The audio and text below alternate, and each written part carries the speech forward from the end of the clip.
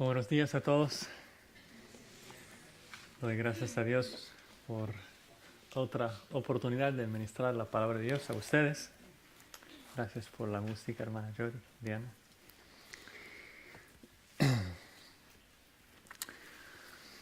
Nuestra cultura está completamente obsesionada con la apariencia, con lo físico.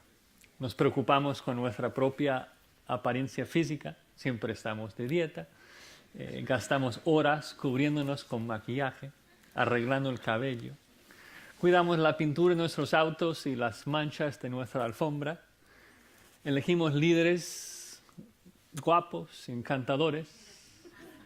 Podría continuar. Y obvio, no estoy diciendo que todas esas cosas son pecaminosas.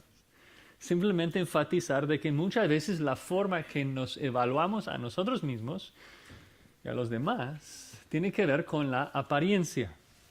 Juzgamos a otros con nuestros ojos y sabemos de que el mundo nos está viendo también con sus ojos. Pero los ojos engañan.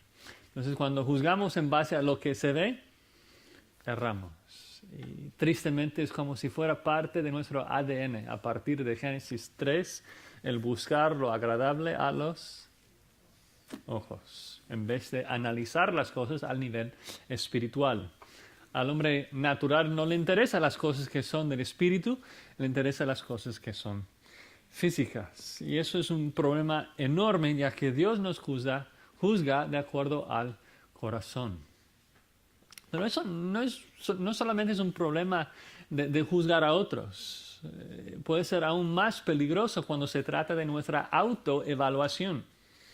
Pensamos que todo va muy bien en nuestras vidas y que estamos agradando al Señor. ¿Por qué? Por cosas externas. Llegamos a tiempo a la iglesia. Los niños se portan más o menos bien. Entonces pensamos que estamos bien. Pero luego ignoramos el hecho de que todo lo que hicimos lo hicimos por motivos equivocados. Y Dios nos engaña. Nos engaña. Dios no puede ser seducido por la apariencia porque Él ve el corazón. Él sabe lo que hacemos y sabe por qué lo hacemos. Y Él desea que seamos hombres y mujeres conforme a su corazón. Y el problema es de que el hombre natural no es así. No es así. Y no puede cambiar. El hombre natural es un pecador con un corazón malo. ¿No? Entonces lo que cada ser humano, lo que cada uno de nosotros necesitamos es un Salvador. Salvador que tiene un corazón conforme al corazón de Dios para redimirnos de nuestra maldad y luego regalarnos un nuevo corazón, un corazón conforme al suyo. Y en nuestro texto en esta mañana, que se encuentra en 1 Samuel, capítulo 16. 1 Samuel, capítulo 16. Es un texto fundamental, básico, que nos habla de esta realidad. Así que como lo están haciendo, por favor, tomen sus Biblias, vayan conmigo a 1 Samuel, capítulo 16. El formato de sermón será tal vez un poquito distinto a lo normal. Es una narrativa y tenemos que ver la historia, ver lo que está pasando un poquito antes de hacer unas aplicaciones. Pero estaremos estudiando las tres etapas de la elección divina del Mesías, con la esperanza de que al ver esas etapas nos van a ayudar a evaluar nuestras vidas de acuerdo al estándar divino. 3 etapas en la elección divina del Mesías. Primero su plan, luego su preparación y luego su selección. Así que si tienen sus Biblias, vamos a leer 1 Samuel capítulo 16. Así dice la palabra de Dios. Dijo Jehová a Samuel: ¿hasta cuándo llorarás a Saúl, habiéndolo yo desechado para que no reine sobre Israel? Llena tu cuerno de aceite y ve. Te enviaré a Isaí de Belén, porque de sus hijos me he provisto de rey. Y dijo Samuel: ¿cómo iré? Si Saúl lo supiera, me mataría. Jehová respondió: toma contigo una becerra de la vacada y di: ofrecer sacrificio a Jehová he venido. y llama a Isaí al sacrificio, y yo te enseñaré lo que has de hacer, y me ungirás al que yo te dijere. Hizo pues Samuel como le dijo Jehová, y luego que él llegó a Belén, los ancianos de la ciudad salieron a recibirle con miedo. Y dijeron, ¿es pacífica tu venida? Él respondió, sí, vengo a ofrecer sacrificio a Jehová, santificaos y venid conmigo al sacrificio. Y santificando él a Isaí y a sus hijos, los llamó al sacrificio. Y aconteció que cuando ellos vinieron, él vio a Eliab y dijo, de cierto, delante de Jehová está su ungido. Y Jehová respondió a Samuel, no mires a su parecer, ni a lo grande de su estatura, porque yo lo desecho. Porque Jehová no mira lo que mira el hombre, pues el hombre mira lo que está delante de sus ojos, pero Jehová mira el corazón. Señor, en esta mañana, a sabiendas de que tú estás mirando no solo nuestra apariencia, nuestras acciones, sino de que tú estás mirando nuestros corazones, te suplicamos y te rogamos que nos transformes, que nos cambies de adentro, que tu Espíritu Santo nos ayude a tener actitudes y motivos conforme a tu corazón, para que podamos agradarte no solo en la forma que escuchamos, sino en la forma que salimos de este lugar, alabándote y glorificándote en nuestras vidas. Te damos gracias, Señor, en el nombre de Cristo Jesús. Amén. Amén. El primer punto es el plan divino para escoger, para ungir al Mesías, Y a lo mejor dices, oye, Josías, ¿por qué dices Mesías? Porque el pasaje se trata de David, no de Jesús. Pero recuerda que la palabra Mesías simplemente significa ungido. Y David fue ungido en el pasaje para reinar. Obviamente no es el ungido, el Mesías, en mayúsculas, por decirlo así. No es Jesús el que va a reinar eternamente, pero David sí era uno de los escogidos de Jehová que estaba apuntando hacia el Mesías, nuestro Señor Jesucristo. En el primer versículo, Dios va a explicar a Samuel el plan para escoger el nuevo rey. Dice ahí en el primer versículo, dijo Jehová a Samuel, ¿hasta cuándo llorarás a Saúl habiéndolo yo desechado? Y creo que todos nos damos cuenta, oye, pero ¿dónde estamos en este libro? No tenemos idea del contexto, no sabemos en dónde estamos. Entonces tenemos que tomar, yo creo, un paso atrás y ver un poco de lo que ha pasado en los primeros 15 capítulos y ver el contexto. Porque es que Samuel está llorando el rechazo de Jehová, del rey Saúl. Recuerden que desde los tiempos de Moisés, desde el Éxodo, hasta el tiempo del rey Saúl, hubo jueces en Israel. Y los tiempos de los jueces no era un tiempo así súper lindo para el pueblo de Israel. Cuando leemos el libro de Jueces, es un libro realmente feo, que habla del pecado de la nación, el pecado de los jueces. Y la razón, el refrán que se repite en ese libro es que en esos días no hubo ¿qué? No hubo rey en Israel. Cada uno hacía lo que bien le parecía. Y al final de los tiempos de los jueces, Dios levanta a un último juez. Y el último juez se llama Samuel. Y Samuel, Dios lo usa para hacer la transición entre los tiempos de los jueces hasta el tiempo de la monarquía, porque Samuel es quien unge al primer rey, al rey Saúl. Pero ese proceso no salió muy bien para los israelitas, porque los israelitas pidieron un rey como tenían las demás naciones, así rechazando a Jehová como su rey. Así como disciplina, Jehová les da exactamente lo que pidieron, un rey como tenían todas las demás naciones. Samuel unge a Saúl, es un hombre alto, guapo, fuerte, un guerrero malo. Así como todas las demás naciones. Pero si lo pensamos un poquito, Saúl de afuera, Saúl externamente era el rey perfecto, ¿no? Un guerrero exitoso, trajo paz a la nación. El problema es de que adentro no tuvo un corazón acorde al corazón divino. Y vemos dos pecados grandes en el libro de 1 Samuel, uno en el capítulo 13, otro en el capítulo 15.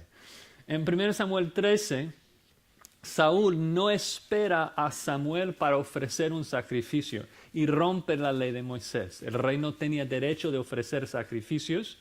Entonces allí en 1 Samuel 13, Dios le dice a Saúl a través del profeta Samuel, tu reino no durará. Dios ahora busca a un varón conforme a su corazón. Entonces desde el capítulo 13, Dios ya rechaza a Saúl y dice a la nación, ahora voy a buscar un nuevo rey que tiene un corazón conforme al mío. Luego llegamos al capítulo 15 y Dios le da una orden al rey Saúl. Le dio la orden de aniquilar todos los amalecitas. Pero Saúl guarda a los mejores animales y al rey Agag.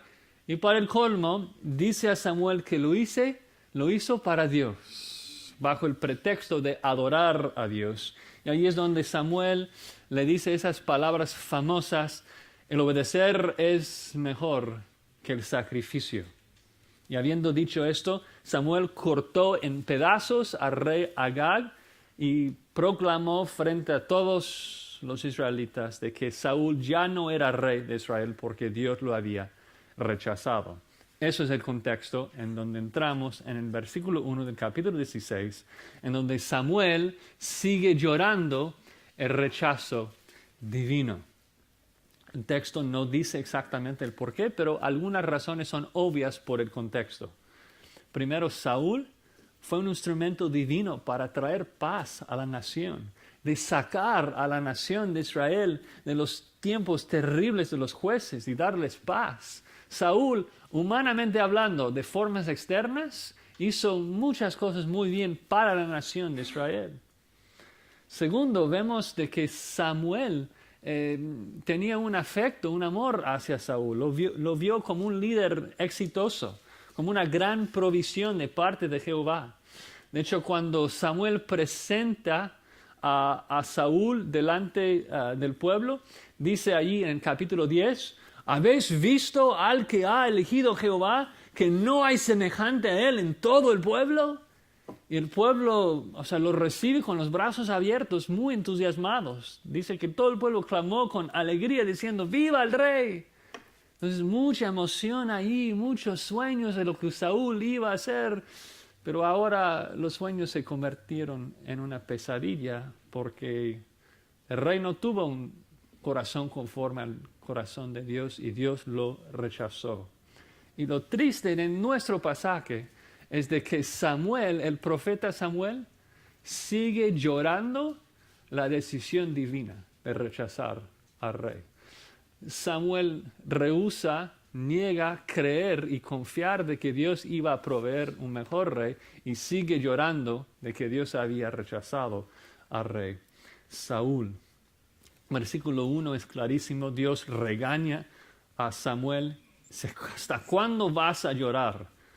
Es decir, que le comunica, no tienes el derecho de llorar mi decisión, habiéndolo yo desechado para que no reine sobre Israel. Básicamente viene y dice, ya, basta.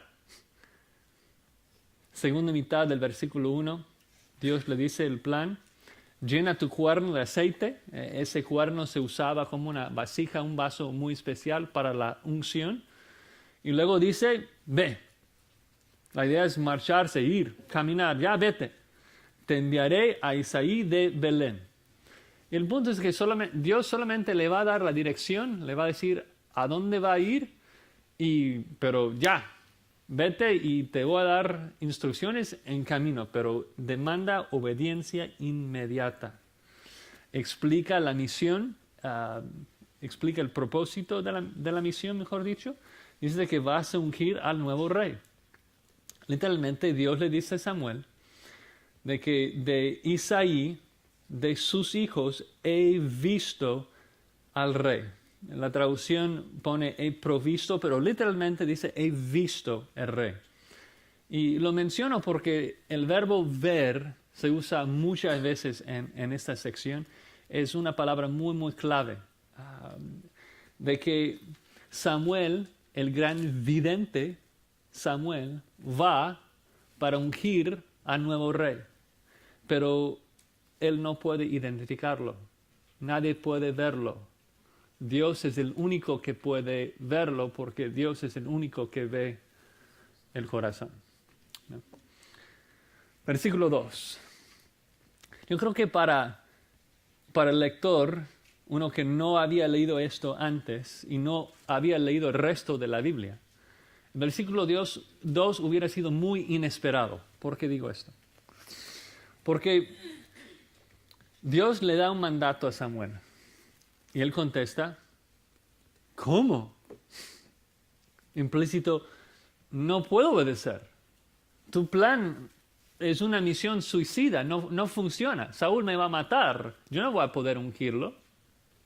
Ahora, el punto, nosotros que conocemos el resto del Antiguo Testamento, como que a lo mejor no nos agarra tanto de sorpresa el hecho de que un profeta desobedezca o cuestione a Dios, porque conocemos a Jonás, conocemos a Habacuc, conocemos a otros profetas pecadores. Pero la persona que está leyendo 1 Samuel, o sea, eso es Samuel.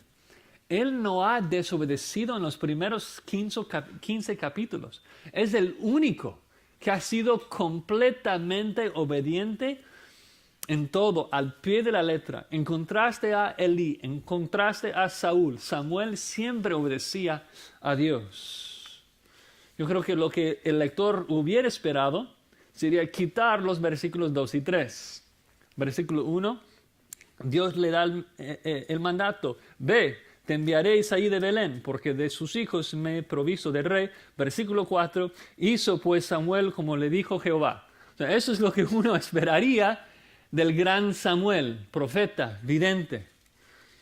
Pero no, a Samuel le cuesta trabajo entender cómo obedecer el mandato. Y entonces surge la pregunta, la duda, o sea, ¿por qué era tan difícil para Samuel obedecer, ir y ungir al nuevo rey? Y la respuesta lo vemos en el versículo 2, en donde dice, ¿cómo iré si Saúl lo supiera? ¿Qué? Me mataría. Lo curioso es que en español la versión pone una condicional ahí, si Saúl lo supiera. En hebreo no está. Samuel literalmente dice, Saúl escuchará y me matará. No hay condición, no hay posibilidad, no hay probabilidad. Si voy, Saúl me va a matar.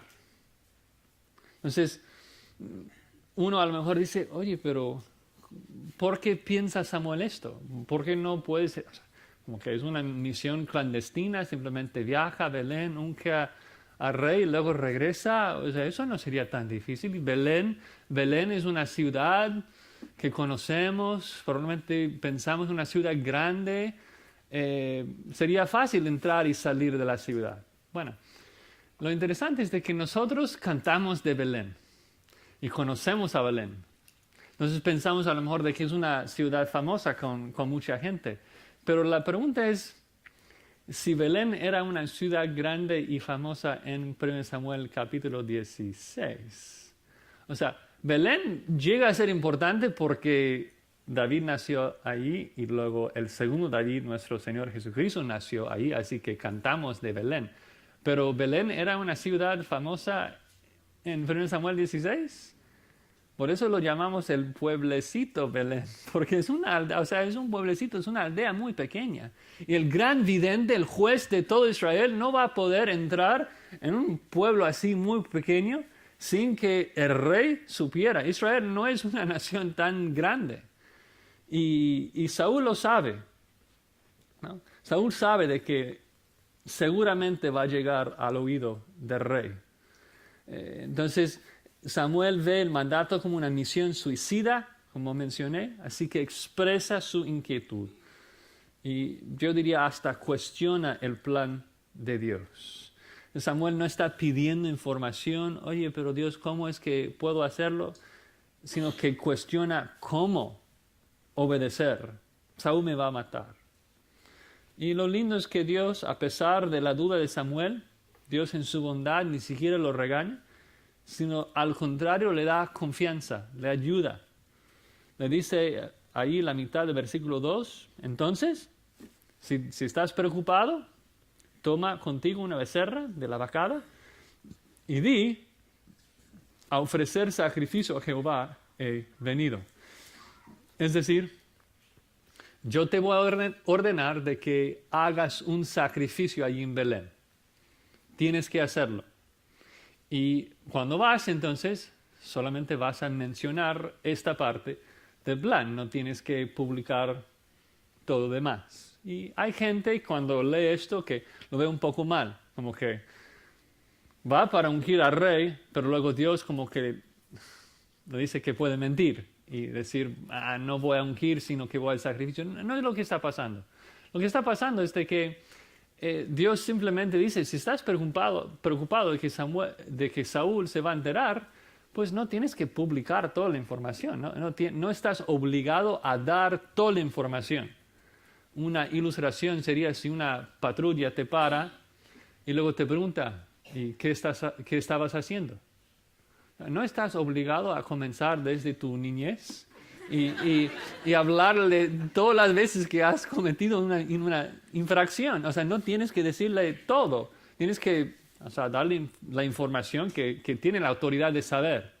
Entonces, obvio, si el rey Saúl hubiera llegado a Belén y decir, oye, Samuel, ¿qué haces acá? ¿Estás acá para ungir al nuevo rey? Samuel hubiera tenido que decir la verdad.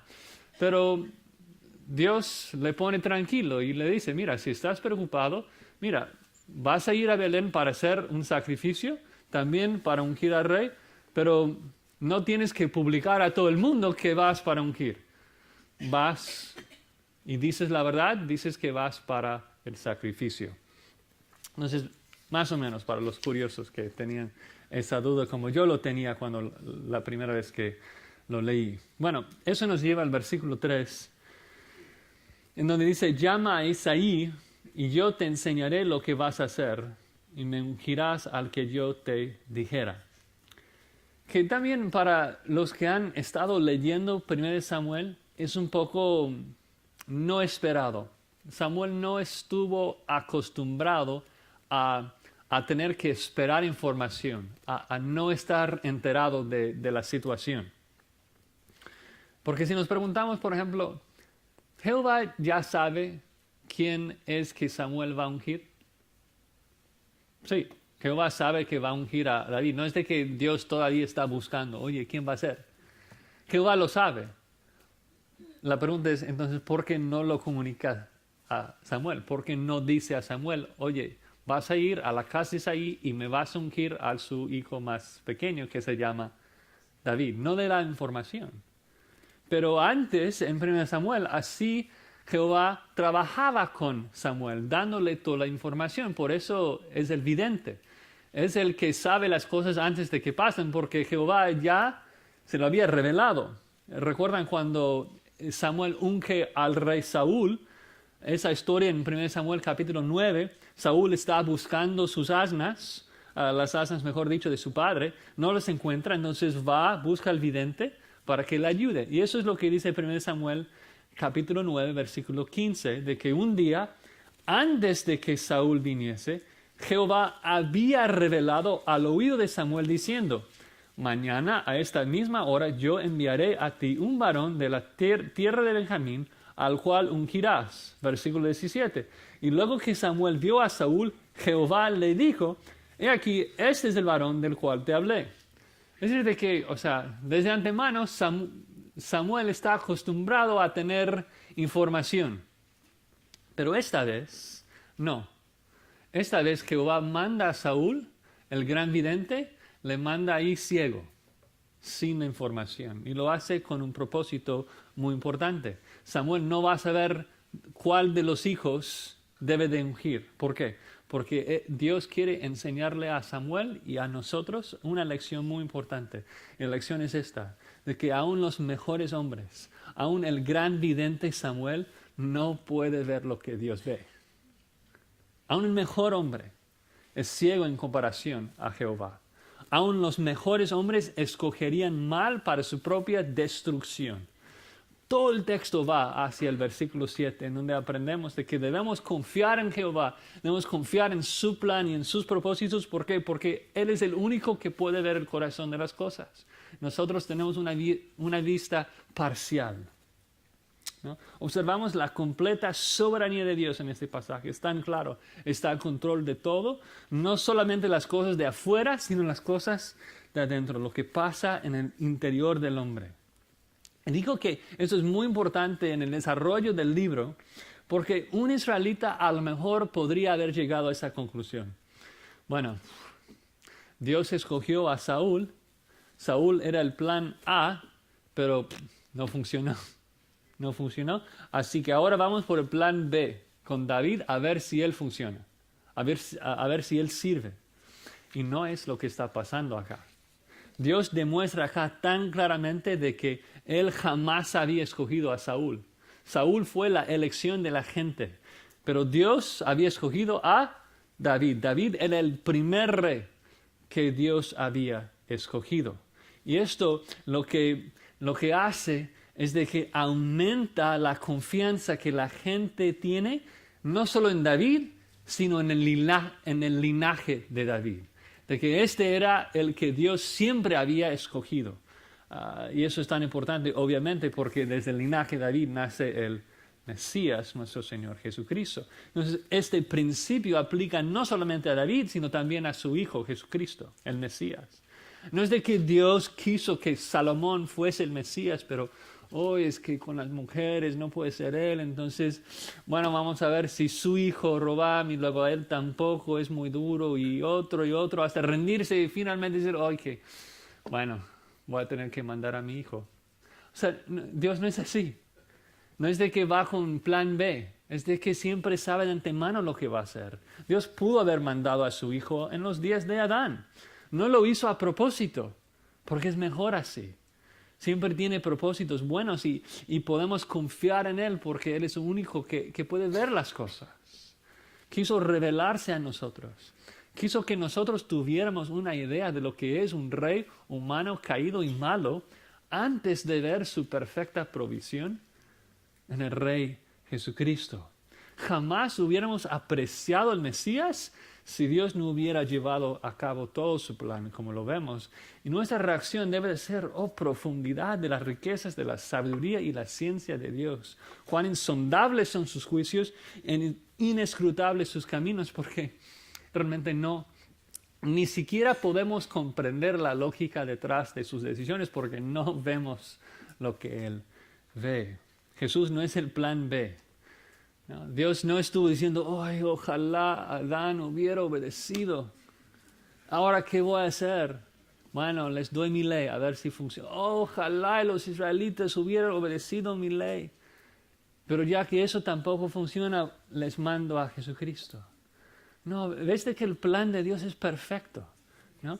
Ves de que Dios usa todo, no solo en esas historias, lo ves en tu propia vida, ¿sí o no? De que Dios usa todo como nuestro ayo para guiarnos a Jesucristo, para ayudarnos a adorar y confiar en Él. Lo vemos acá, lo vemos en nuestras vidas. Entonces, ese primer punto de los primeros versículos, vimos el plan que Dios explica a Samuel. Ahora, Samuel va a ir a Belén y hacer unas preparaciones para la unción. Entonces, punto 2, la preparación divina. Versículo 4. Samuel obedece, va a Belén, y la primera cosa que ocurre cuando Samuel llega, los ancianos observen, los ancianos salieron a recibirle ¿cómo? Con miedo. Literalmente es que temblaban, estaban aterrorizados, una palabra muy muy fuerte, y ilustra la duda de Samuel en los versículos anteriores. Samuel no puede viajar sin causar problemas, sin causar conmoción. Pero nos preguntamos, oye, pero ¿por qué los ancianos tenían tanto temor de la visita de Samuel? Y hay muchas razones que los comentaristas postulan. Y tal vez pueda haber varias, pero me parece que la razón más obvia es lo que ocurre en el párrafo anterior de 1 Samuel capítulo 15. O sea, Dios acaba de comunicar a través de Samuel de que Dios había rechazado al rey Saúl. Entonces, ¿quién es el líder, el juez de todo Israel? Samuel. ¿Y qué es lo que ellos acaban de ver ahí en Gilgal? Gilgal no está lejos de Belén. ¿Qué es lo que Samuel hizo después de regañar al rey Saúl? No es de que mató al rey Agag, es de que dice que le cortó en pedazos. A veces leemos historias de gente como Moisés y como Samuel, y ya que eran hombres un poco maduros, los vemos como, tal vez como abuelos, ¿no? Muy nobles, distinguidos, sabios y tal vez por eso un poco calladitos. O sea, esos hombres eran intensos. Esos hombres exigieron una obediencia perfecta a Jehová. Jehová hablaba directamente con Samuel y Samuel hablaba directamente con Jehová. Ponte en la piel de los ancianos. Si el juez de Israel hubiera entrado a tu pueblo y no sabes por qué viene, yo creo que tiembles igual, ¿no? Temblaron por su reputación y temblaron porque no saben por qué está ahí. Por eso la pregunta ahí al final del versículo 4. Dice como que, y ves cómo están temblando. ¿Es pacífica tu venida? O sea, el juez viene, o sea, ¿vienes en paz o vienes para juzgar? Es la pregunta. Y sabiamente la primera palabra que sale de la boca de Samuel en el versículo 5 es shalom. Dice sí, pero en hebreo dice shalom, paz. Paz, vengo en paz. Es como que, los ancianos, ¿no? Y luego les dice exactamente lo que Dios le había instruido. No, es que vengo a ofrecer sacrificio a Jehová. No especifica el tipo de sacrificio, pero vemos en 1 Samuel de que Samuel a menudo hacía sacrificios en diferentes pueblos. Si quieren ver un ejemplo, en 1 Samuel 9, versículo 12, no lo vamos a ver, pero es un ejemplo de Samuel haciendo sacrificios en otros lugares. Y después de ponerlos tranquilos, les invita al sacrificio, pero exhortándoles a santificarse antes de venir. Parece que todo el pueblo estaba invitado al sacrificio, pero ya que era un sacrificio al Dios Santo, todos los que iban a participar debían estar, ¿qué? Santos, santificados, limpios, puros. El texto no menciona exactamente los detalles de la purificación, pero obvio, eso se trata de una santificación externa. Eso no es el Espíritu Santo morando en ellos, santificándolos paulatinamente, estar más conformes a la imagen de Jesucristo. Eso es una santificación de acuerdo a la ley, de que para participar del sacrificio tenían que cumplir con ciertos ritos que la ley menciona. Y sin entrar en muchos detalles, obvio, tenían que lavarse, tenían que poner nueva ropa, no involucrarse en ninguna actividad sexual, no tocar cadáveres. Hay una lista allí larga de la ley de lo que uno tendría que hacer para mantenerse limpio y participar en un sacrificio. Luego allí al final del versículo 5, lo interesante es de que Samuel invita a todos los ancianos al sacrificio, pero luego dice específicamente, y santificando él a Isaí y a sus hijos, los llamó al sacrificio. Es decir, Samuel dice a los ancianos y al pueblo en general, vengan al sacrificio y santificaos, ustedes tienen que hacerlo. Pero luego Samuel va a la casa de Isaí y él supervisa la consagración, la purificación de Isaí y de todos sus hijos. Y eso es lo que hace que a veces no comprendamos la historia, porque en el versículo 6 dice que aconteció que cuando ellos vinieron, él vio a Eliab y dijo, y va, ustedes saben la historia, los hijos vienen, no es este tampoco, y es el final, el menor que está afuera. Y tenemos la imagen o la idea de que lo que pasa es de que Samuel invita a todos al sacrificio y luego vienen al sacrificio y es público y todo el pueblo está ahí y luego Samuel está ungiendo a David en frente a todo el público, que es exactamente lo que no quiso hacer porque no quería que corriera la voz. Me parece que la forma más fácil de comprender el texto es de que lo que pasa es que Samuel dice a todos, vengan al sacrificio y consagraos, y luego él directamente va a la casa de Isaí y supervisa su consagración, su santificación. Y ahí es donde unge a rey David en la casa de Isaí, sería previo al sacrificio público. Para ustedes los curiosos que a lo mejor les interesa la cronología de las cosas, que para uno cuando lo está estudiando es de que, oye, ¿qué está pasando acá? Entonces yo creo que es un poco más fácil entenderlo así, de que Samuel en privado unge a David allí en la casa de su padre. La otra cosa nada más que menciono de paso es de que a veces cuando leemos narrativas nos frustramos porque hay detalles que no están, ¿no? Y quisiéramos tener una cronología perfecta de cómo pasa, porque estamos como muy interesados en esos personajes, en David, en Samuel, y los amamos y los queremos, son como nuestros amigos, héroes en la fe, y caemos en el error de pensar de que este texto, su propósito es mostrarnos el héroe David, que su propósito es revelarnos quién es David. Y luego, pero no es el propósito de la Biblia. La Biblia no está escrito para revelarnos a David. La Biblia es la revelación de Jehová, de Dios. Y entonces a veces los detalles de las personas no están porque es algo periférico. La idea es presentarnos y elevarnos, hablarnos algo de Jehová.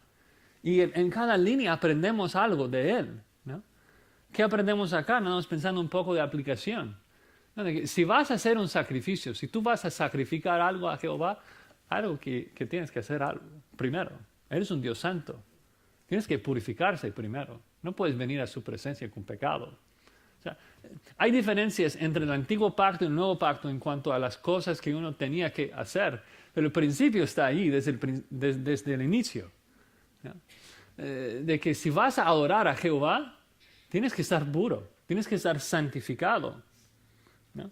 Y lo más curioso de esta sección, ya que de manera general comprendemos de que la ley, el Antiguo Testamento es nuestro ayo para apuntarnos hacia Cristo, es de que Samuel, el gran vidente, el profeta, el juez de todo Israel, él personalmente va y supervisa el lavamiento y la consagración de los hijos de Isaí, les purifica de acuerdo a la ley, pero no sirvió para nada. Para nada. ¿Por qué? Porque sus corazones no eran conformes al corazón de Dios. Los lavó de afuera, pero esa consagración física, esa santificación externa no era suficiente. Necesitaban ser puros de afuera y de adentro. Y los hermanos mayores no lo eran. No lo eran. Uno solamente recibe un corazón limpio a través de la fe, y parece que el único que lo había hecho era el menor, David. Entonces finalmente observamos ahora la selección. La selección. Ahí en el versículo 6 ya hemos visto el plan y la preparación. Ahora Dios selecciona al ungido, al rey David.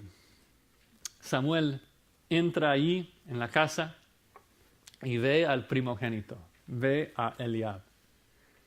Y él solo está esperando la voz de Dios. O sea, digo que lo espera, pero realmente ya lo sabe. O sea, ve a Eliab y dice, ¡ay, qué rey tan magnífico! O sea, lo ve y es como que es tan obvio para él de que este lo es.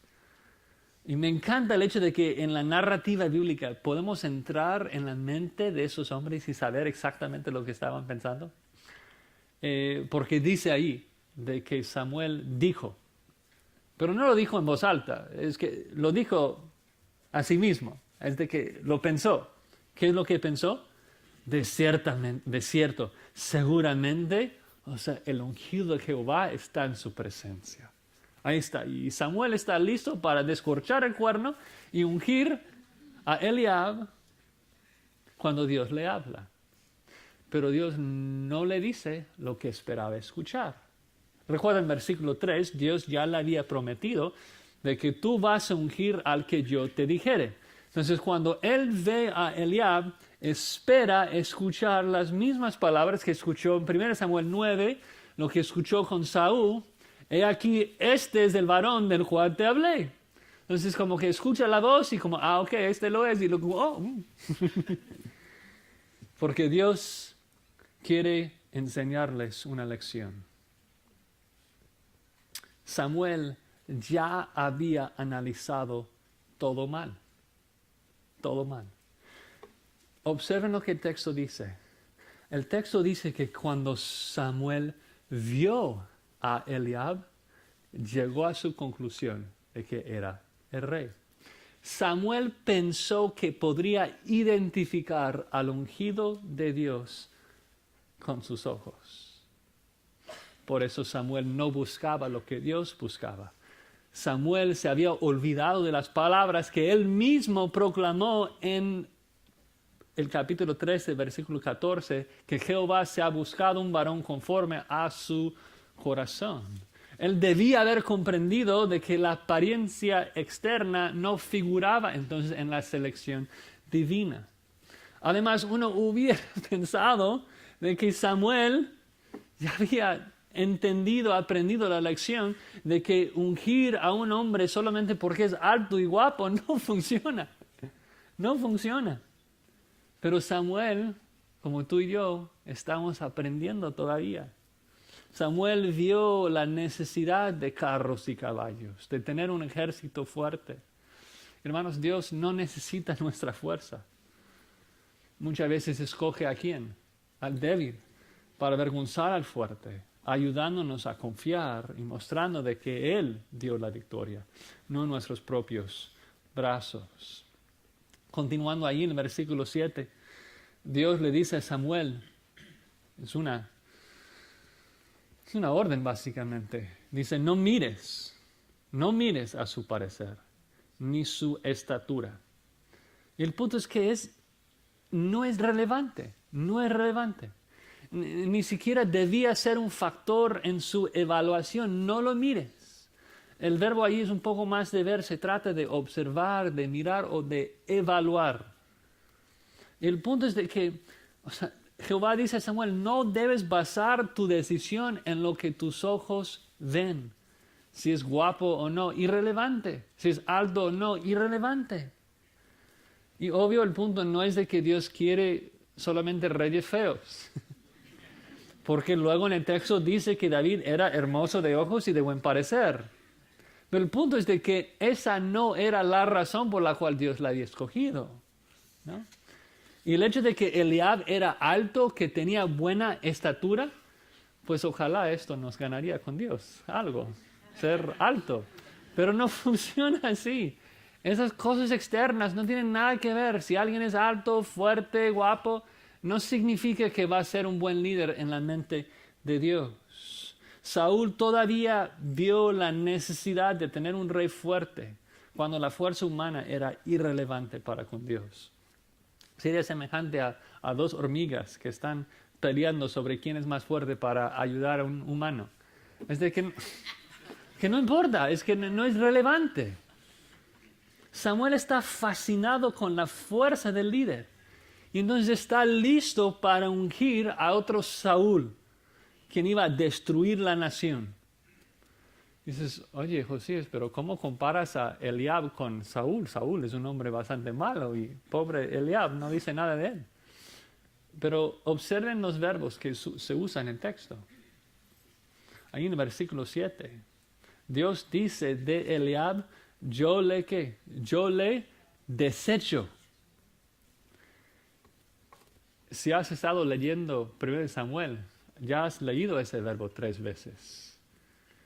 Jehová ha dicho ya 3 veces, yo he desechado a Saúl, yo he desechado a Saúl, yo he desechado a Saúl, y ahora dice, yo he desechado a Eliab. Una comparación muy fuerte entre Saúl y Eliab. Eran fuertes físicamente, pero esto no impresionaba a Dios. Él estaba prestando su atención en su interior. Y observamos esto, el hecho de que Dios estaba mirando el corazón y pensando en los pensamientos de los hombres por el simple hecho de que ahí en el versículo 6 Jehová contesta el pensar de Samuel. ¿Se fijaron en esto? Versículo 6. Samuel dijo dentro de sí, es decir, Samuel pensó algo y luego no sabemos detalles, pero Dios platica con Samuel. Es una plática que tiene en su mente. O sea, Dios está adentro del interior de Samuel hablando con él. Escucha nuestros pensamientos. Obviamente no hay tiempo para hablar de si Dios habla a nosotros en nuestras mentes así. Así que voy directo al grano, ¿no? Dios ha dicho todo lo que te va a decir ya, está aquí, ¿no? No debes de estar buscando voces en tu cerebro. Las voces que vas a escuchar, sé exactamente de qué se tratan. Tus propias concupiscencias, lo que Santiago 1 dice. Entonces, cuidado. La única voz que debes escuchar es esta. Si quieres escuchar la voz de Dios, léela. Está aquí para nosotros, ¿no? No somos profetas ni hijos de profetas. Ellos pusieron el fundamento, la revelación, así que nosotros debemos crecer por encima de esto. Bueno, eso fue como un paréntesis. Segunda mitad del versículo 7, hemos estado esperando como para esto. Dios explica lo que busca, lo que ve, lo que Él observa en el hombre de que Samuel no pudo ver. Y dice, Jehová no mira lo que mira el hombre, pues el hombre mira lo que está delante de sus ojos, pero Jehová mira el corazón. Analizando la frase, primero observamos cómo empieza. Literalmente dice, no como mira el hombre. Y paramos ahí. Dios no es como uno de nosotros. Y por lo tanto no ve como nosotros vemos. Él es santo. Él es un Dios santo. Él es un espíritu omnipresente. Entonces el texto no está solamente hablándonos de que Dios busca cosas distintas a las que nosotros buscamos, sino que habla de que Dios tiene una mayor capacidad de ver cosas que para nosotros son ocultas, ¿no? Dios es distinto en cuanto a su capacidad de ver. Nosotros solamente vemos el exterior, Él ve el exterior y el interior. Dice que el hombre allí mira lo que está delante de sus ojos. Es una frase muy interesante.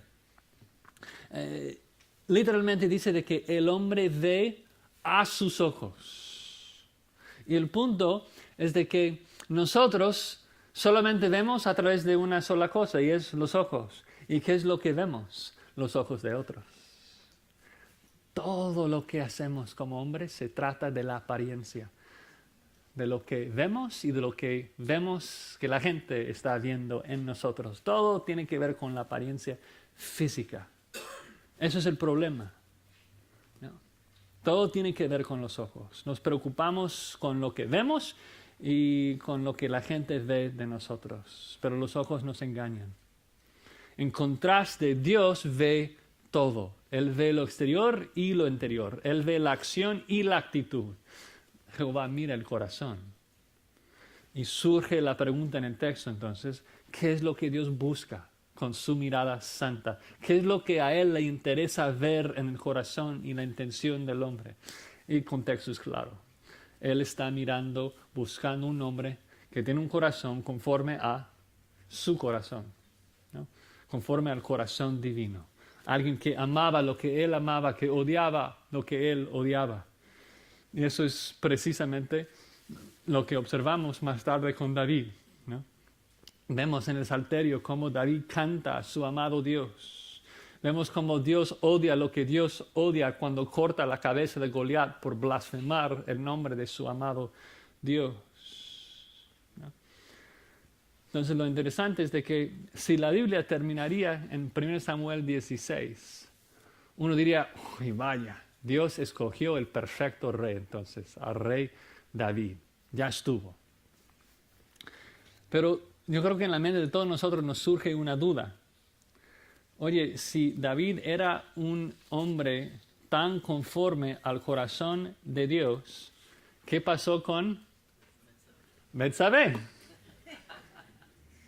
¿Qué pasó con Betsabé y con su esposo? Esto también figura en el plan de Dios, porque este texto no se trata de David, se trata del hijo de David. está presagiando, está apuntándonos hacia Jesucristo. David falló porque David no tenía un corazón perfectamente conforme al corazón de Dios, y por eso la necesidad del pacto de David que viene en 2 Samuel capítulo 7, donde Dios promete que un descendiente de David tendría un reino eterno. ¿Por qué? Porque tendría un corazón perfecto, un corazón perfectamente conforme al corazón de Dios. Jesús, que es Dios, entonces refleja perfectamente el carácter de Dios. Jesús, que ama perfectamente lo que Dios ama, y lo vemos porque dio su vida en rescate por nosotros. Jesús, que odia perfectamente a lo que Dios odia. Lo vemos cuando echa fuera los que estaban vendiendo en la casa de su padre, y está volcando las mesas allí por amor del nombre de su padre. Entonces, con los últimos minutos que tenemos, aunque he tratado de mantenerme acá en 1 Samuel 16 y explicar la narrativa, quisiera tomar un paso atrás y conectarlo con el resto de la Biblia y llegar a Jesucristo en el Nuevo Testamento. Y primero empezamos acá, de ver cuál es el punto acá para Israel. Y creo que el punto más obvio es de que los israelitas eran incapaces de escoger el mejor rey para ellos mismos. Aún el mejor israelita, Samuel, buscaba mal. Israel todavía quería reyes como tenían todas las demás naciones. Buscaban victorias humanas a través de fuerza humana en vez de buscar lo que Dios buscaba, ¿no? Pero lo que necesitaban era un Mesías perfecto que podría sacarles sus pecados y traerlos a la presencia de Dios. Pero ellos ni siquiera entendían lo que necesitaban.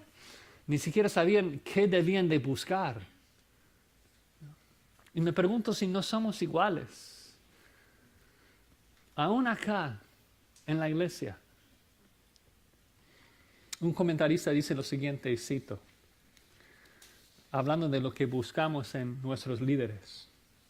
Queremos a los que mueven los hilos, los influyentes, los extrovertidos que saludan bien y saben cómo vender la iglesia a la comunidad, que tienen el don de la palabra, impresionando con su personalidad. Pero alguna vez nos preguntamos, ¿cómo ora? ¿Le gusta pasar tiempo con su esposa? ¿Sabe llorar? Fin de la cinta. Es decir, nos preocupamos con muchas cosas que a Dios no le importa, no le interesa. Cosas de personalidad en vez de humildad. Cosas exteriores en vez de interiores. El principio es de que Dios ve el corazón. Y eso entonces es un principio que no solamente aplica a líderes, se aplica a todo ser humano. Es una frase ontológica. Dios ve el corazón del hombre, a todos los hombres.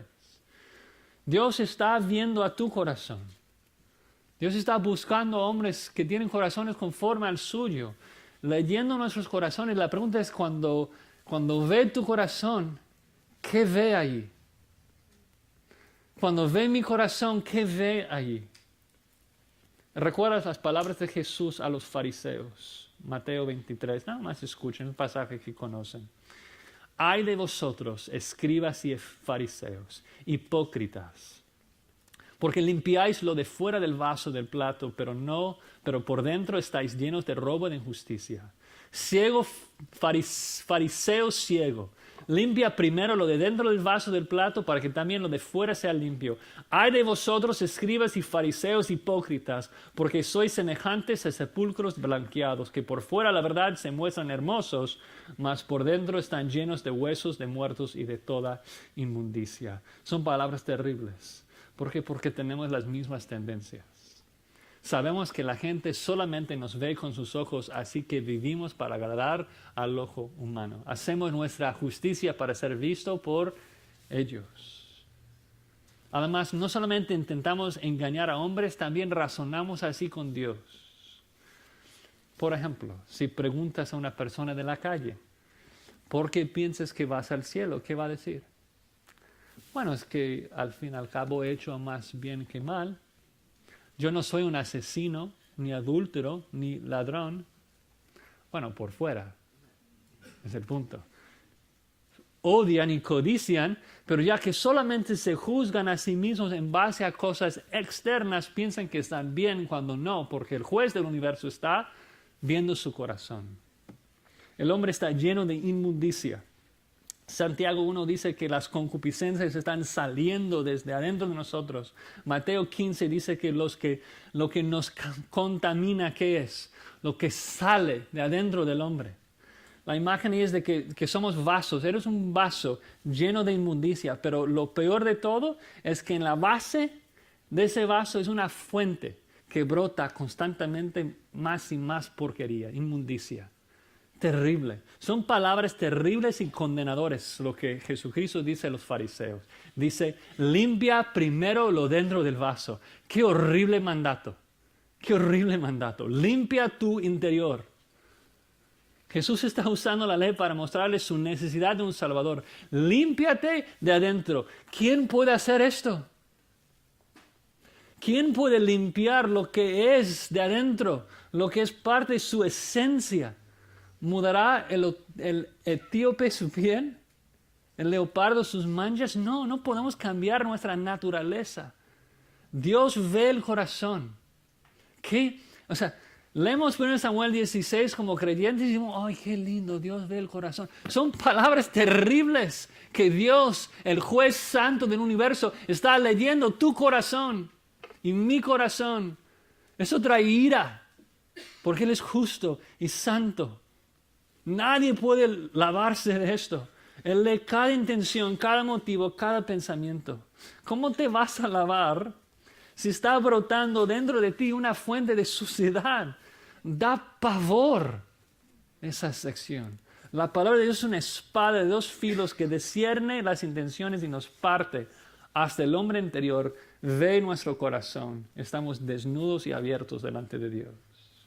Si la Biblia terminaría en 1 Samuel 16 sería fatal, fatal.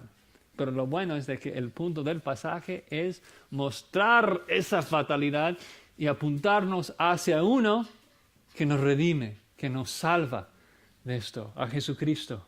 Jesucristo que vino a la tierra para dar su vida por nosotros, no solo para limpiarnos de afuera y perdonar todos nuestros pecados, sino también a través de su resurrección mandarnos su Espíritu Santo para lavarnos de adentro, de purificarnos y transformarnos y darnos nuevos corazones, corazones conformes al suyo. Así que la exhortación aquí al final, yo creo que debe ser obvia. Si estás acá y no conoces a Dios, si no has creído en Jesucristo, piensa bien, medita bien en la verdad de que Dios ve tu corazón. Dios ve lo que estás pensando. Dios sabe cada pensamiento que has tenido en tu vida. No te vas a escapar de su ira.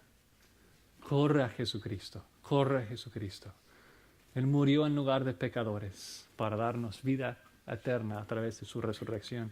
Y para nosotros que somos creyentes, estamos leyendo esto pensando en la verdad de que Dios busca hombres y mujeres conformes a su corazón. Entonces, debemos preocuparnos de nuestras vidas a ese nivel, de preocuparme de mis intenciones, de mis motivos, de trabajar ahí, de rogarle a Dios, de orar a Dios. Señor, ayúdame, no solamente a hacer cosas, ayúdame antes de tener un nuevo deseo, un nuevo motivo para querer hacerlo, para agradarte a ti. Transfórmame de adentro, dame ese nuevo corazón, renuévame cada día, rogando al Espíritu Santo que nos cambie de adentro a través de su palabra, ¿no? Y te garantizo, porque es una promesa de Dios, ¿no?, de que si el Espíritu Santo transforma a nuestros hombres interiores, si Él cambia nuestros deseos, pues las obras externas salen drásticamente diferentes, ¿no? Es la única forma de agradar a Dios en lo exterior y lo interior. Así que espero que nuestra oración sea que Dios nos ayude a vivir de manera que le agrada a sus ojos que penetran hasta ver cada intención y cada motivo en nuestro corazón. De que queremos agradarle a ese nivel, no solamente en lo que hacemos, sino en lo que pensamos y nuestros motivos, de que querer agradarlo allí en nuestros corazones. Oremos. Señor, frente a esa verdad de que tú ves nuestros corazones, nos damos cuenta de que estamos en nosotros mismos sin esperanza. Nosotros merecemos tu ira, merecemos el infierno. La paga de nuestro pecado es muerte y lo sabemos. Entonces te damos gracias y alabamos y bendecimos tu nombre porque sabemos que a través de Cristo Jesús tú nos has liberado de la paga del pecado, nos has perdonado todos nuestros pecados y además de esto, tú nos has regalado tu Espíritu Santo que está viviendo adentro de nosotros, que está limpiando nuestro interior, que está cambiando nuestros deseos, cambiando nuestros motivos. Tú nos das el querer y el hacer. Y te damos las gracias. Pero todavía anhelamos, Señor, anhelamos agradarte más. Sabemos de que nuestros motivos no siempre son correctos. Que somos orgullosos, que buscamos nuestra propia gloria, que hacemos nuestra justicia porque sabemos de que otros nos ven. Y te necesitamos, Señor, te rogamos que nos ayudes a vivir para agradarte a ti solamente, a buscar vivir sabiendo de que tú nos ves y queriendo que sea de agrado lo que ves en nuestras vidas, para tu gloria y para tu honra. Amén. Amén. Que Dios los bendiga, hermanos.